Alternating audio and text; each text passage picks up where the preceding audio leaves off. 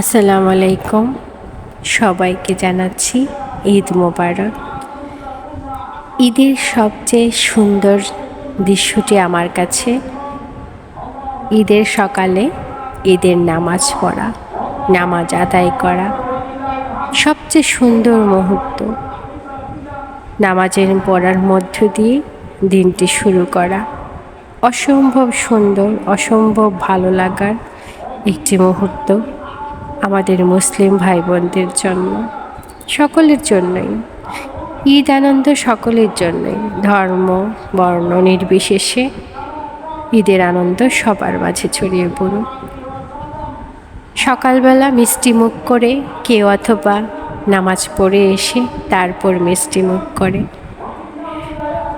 নামাজে চলে যাওয়া, নামাজ পড়া, ছোট বড় সবার সাথে কুশল বিনিময় করা, ঈদের খুশি ভাগাভাগি করে নেওয়া, একে অপরকে রাগ অভিমান দুঃখ কষ্ট ভুলে গিয়ে বুকে জড়িয়ে নেওয়ার মাঝে দিনটি শুরু। আলহামদুলিল্লাহ, খুব সুন্দর দৃশ্য চোখের সামনে। সকালবেলায় এত সুন্দর দৃশ্য, নামাজ আদায় করা, খুতবা শোনা, ঈদের নামাজের পরে মুরব্বীদের জন্য দোয়া দরুদের আয়োজন থাকে, তাতে সামিল হতে পারা আসলেই ভাগ্যের ব্যাপার।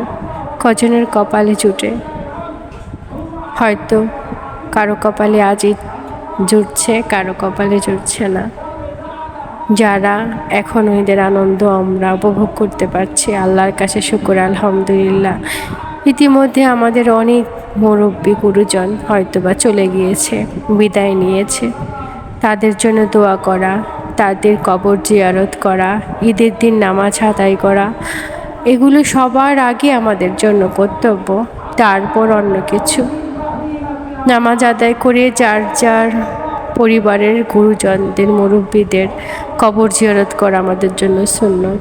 ঈদের আনন্দ সবার মাঝে ছড়িয়ে পড়ুক সুন্দর এই মুহূর্ত মাঝে, এই সুন্দর নামাজ আদায়ের মাধ্যমে, এবং আনন্দ খুশিতে ঈদের আনন্দ সবাই উদযাপন করতে পারুক, সেই দোয়ায় সেই কামনায় শেষ করছি আজকের মতো।